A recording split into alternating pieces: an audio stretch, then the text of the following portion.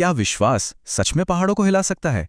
या फिर क्या वही विश्वास हमें कभी-कभी ऐसे रास्तों पर ले जाता है जहां सब कुछ उलझ जाता है?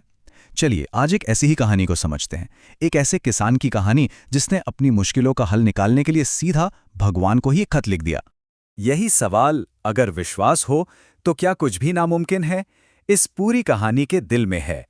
जैसे जैसे हम लेंचो के सफर को देखेंगे, हमें पता चलेगा कि यह सवाल जितना सुनने में सीधा लगता है, उतना ही गहरा और पेचीदा हो सकता है।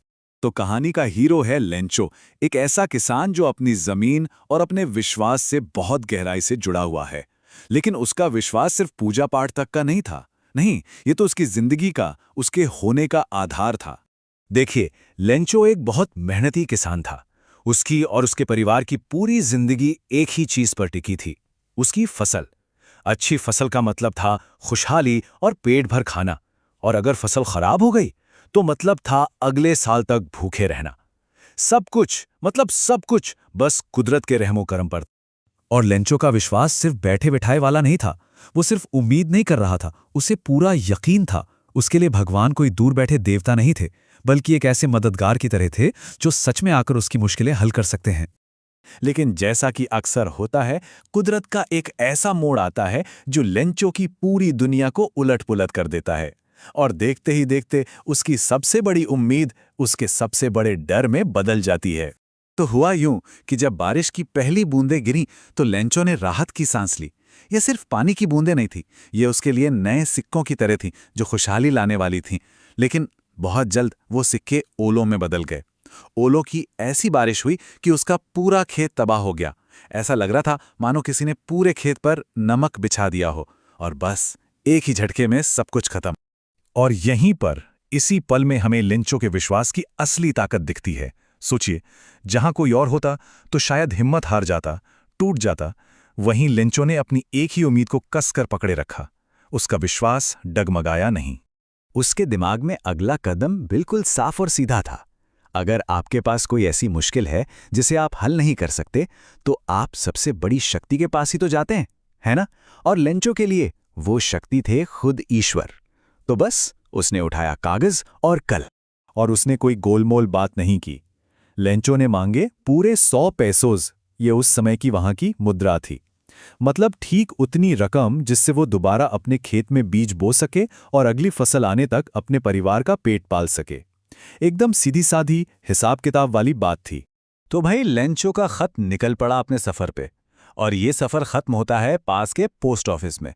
और यहीं से कहानी में एक ऐसा मोड़ आता है जिसकी किसी ने कल्पना भी नहीं की थी। अब सोचिए, पोस्टमास्टर ने जब वो खत देखा जिस पे लिखा था ईश्वर के लिए, तो पहले तो उसकी हंसी छूट गई। पर वो हंसी ज्यादा देर टिकी नहीं। उसकी जगह एक हैरानी ने ले ली, एक तारीफ ने। वो किसी के ऐसे अटूट विश्वास को देखकर इतना हिल गया कि उसने एक ऐसा फैसला लिया जो कोई और शायद नहीं लेता। उसने तय किया कि वो इस भरोसे को टूटने नहीं देगा। वो खुद इस आदमी की दुआ का जवाब बनेगा। ये सिर्फ पैसे देने की बात नहीं थी, ये बात थी किसी के विश्वास को जिंदा रखने की। पोस्टमास्टर नहीं चाहता था कि लेंचो का भरोसा, उसकी दुनिया ही बिखर जाए। वो चाहता था कि लेंचो को लगे कि हां, उसकी दुआ सुनी गई है। लेकिन अपनी पूरी कोशिश के बाद भी पोस्टमास्टर और उसके साथी मिलकर सिर्फ 70 पैसों ही जमा कर पाए। यह भी बहुत बड़ी बात थी, एक बड़ी दरियादिली थी। लेकिन यहीं से एक बहुत बड़ी गलतफहमी की शुरुआत होने वाली थी। और अब आता है कहानी का सबसे अहम हिस्सा, वो अजीब मोड़ जहां नेकी का सबसे अच्छा इरादा भी उल्टा पड़ जाता है। तो जब लेंचो को वो लिफाफा मिला जिसमें पैसे थे, तो वो जरा भी हैरान नहीं हुआ, जरा भी नहीं। उसे तो यकीन था कि ऐसा ही होगा। उसके लिए ये कोई चमत्कार नहीं था, ये तो सीधा साधा हिसाब था। उसने मांगा और भगवान ने दे दिया, बात खत्म। लेकिन जैसे ही उसने पैसे गिने, उसकी तसल्ली गुस्से में बदल गई। सिर्फ 70 पैसों? उसके दिमाग में एक बात साफ थी, भगवान गलती नहीं कर सकते, वो कभी नहीं करते। तो अगर भगवान ने पूरे पैसे भेजे थे तो बाकी कहां गए? उसका शक सीधा गया इंसानों पर।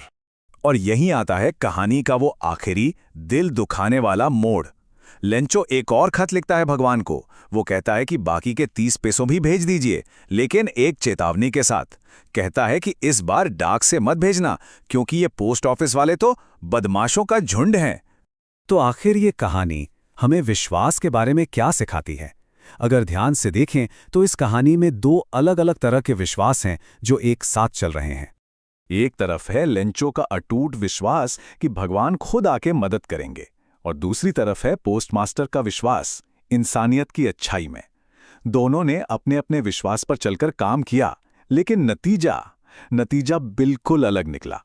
और यहीं पर हम एक सवाल के साथ रुक जाते हैं। किसका विश्वास ज्यादा मजबूत था, लेंचो का भगवान में या पोस्टमास्टर का इंसानियत में? ये एक ऐसी कहानी है जो हमें विश्वास, नेकी और उन गहरी गलतफहमियों के बारे में सोचने पर मजबूर कर देती है जो कभी-कभी इनके बीच खड़ी हो जाती हैं।